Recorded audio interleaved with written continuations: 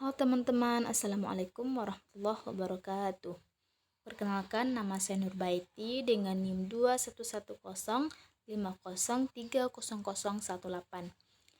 Saya adalah salah satu mahasiswa UIN Sunan Kalijaga dengan program studi Ilmu Al-Quran dan Tafsir. Baik yang terhormat Ibu Imasluul Jannah MA selaku dosen pengampu mata kuliah Ulumul Hadis.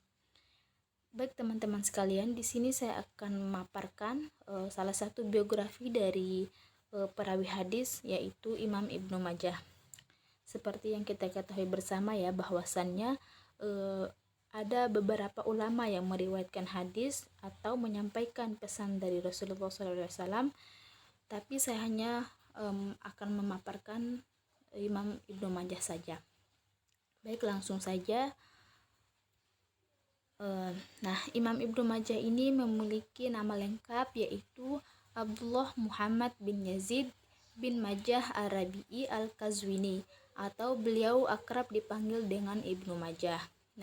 Ulama yang dikenal dengan kejujuran dan akhlaknya yang mulia ini dilahirkan di Qazwin, Irak pada 209 Hijriah atau 824 Masehi. Sebutan Majah ini dinisbahkan kepada ayahnya Yazid yang juga dikenal dengan nama Majah Maula Rab'at. Teman-teman sekalian, Imam Ibnu Majah ini bukan hanya sekedar seorang perawi hadis saja, akan tetapi beliau juga seorang mufassir dan seorang alim. Selanjutnya menimba ilmu. Beliau ini mulai menginjakkan kakinya di dunia pendidikan itu sejak beliau remaja.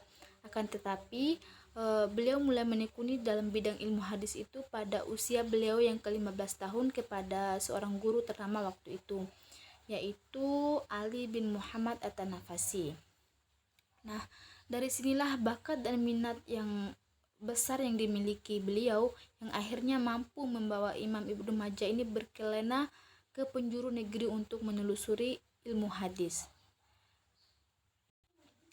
Dan sepanjang hidup beliau mendedikasikan pikiran dan jiwanya dengan menulis beberapa buku Islam seperti buku fikih, tafsir, dan juga hadis serta sejarah. Baik, selanjutnya guru-guru Imam Ibnu Majah.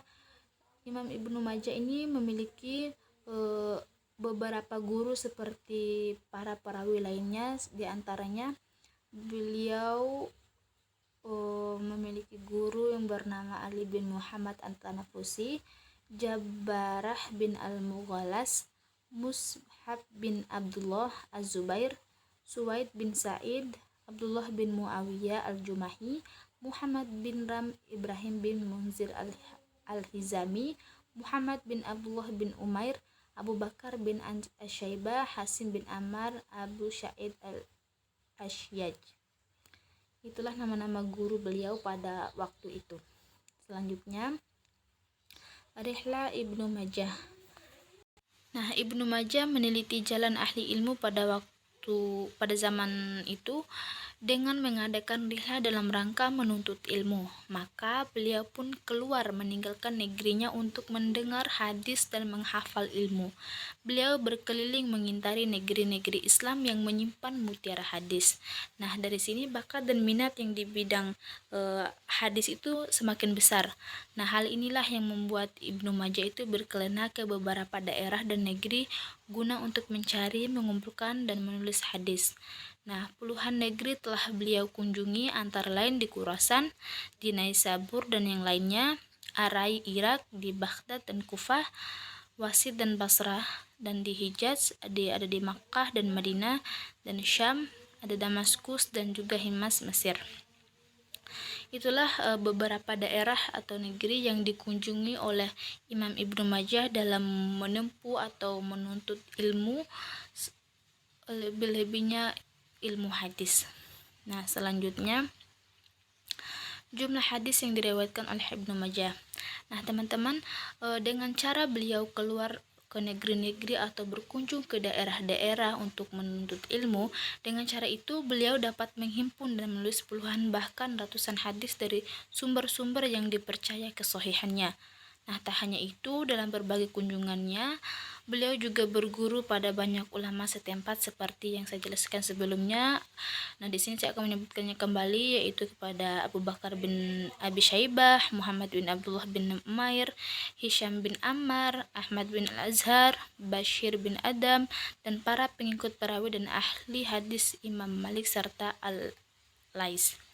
Nah, dalam kehidupan beliau telah banyak menulis dan menghasilkan karya di dalam bidang hadis, fikih serta tafsir. Nah, Ibnu Majah telah meriwayatkan hadis kurang lebih 4.000 hadis.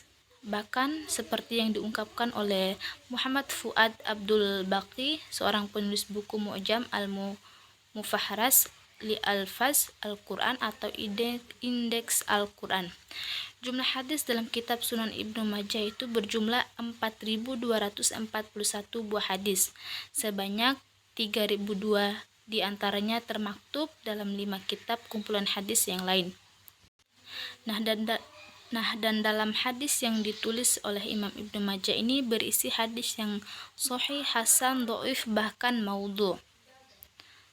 Seperti itu ya teman-teman. Selanjutnya dalam ketekunan beliau di dalam bidang Islam atau ilmu Islam itu, khususnya pada pengetahuan tentang hadis, dari beberapa ulama sangat merasa kagum terhadap Imam Ibnu Majah.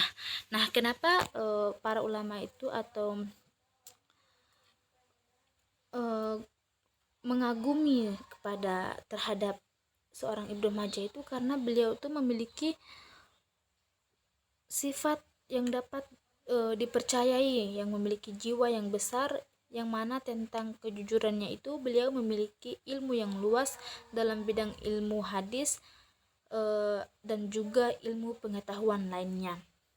Seperti yang diungkapkan juga oleh salah satu ulama bernama Abu Ya'la Al-Khalili Al-Qazwini. Beliau berkata bahwasannya Ibnu Majah itu adalah seorang kepercayaan yang besar yang disepakati tentang kejujurannya dan dapat dijadikan argumentasi dari pendapat-pendapatnya. Ia mempunyai pengetahuan yang luas dan banyak menghafal hadis. Nah, seperti itu ya teman-teman. Seperti yang dikatakan oleh Abu Ya'la ini, Ibnu Majah itu merupakan seorang perawi yang sangat dikagumi oleh ulama-ulama lainnya. Kurang lebih seperti itu ya. Baik, selanjutnya yang terakhir, wafatnya Imam Ibnu Majah. Nah, setelah sekian lama beliau mendedikasikan hidup dan pemikirannya kepada Islam, Sang Khalik pun memanggil beliau untuk selama-lamanya tepat pada tanggal 22 Ramadan 273 Hijriah atau 887 Masehi. Nah, beliau dimakamkan di tanah kelahirannya di Qazwin di Irak. Nah, setelah beliau wafat, umat Islam itu tidak melupakannya, akan tetapi umat Islam terus mengenangnya melalui berbagai karya-karyanya, terutama dalam kitab Sunan Ibnu Majah yang termasuk dalam Kutubus Sittah atau 6 kitab hadis. Nah, seperti itu ya teman-teman. Mungkin saya cukupkan segini dulu. Apabila banyak kekurangan atau kesalahan dalam menyampaikan materi, saya mohon maaf. Kurang lebihnya seperti itu. Assalamualaikum warahmatullahi wabarakatuh.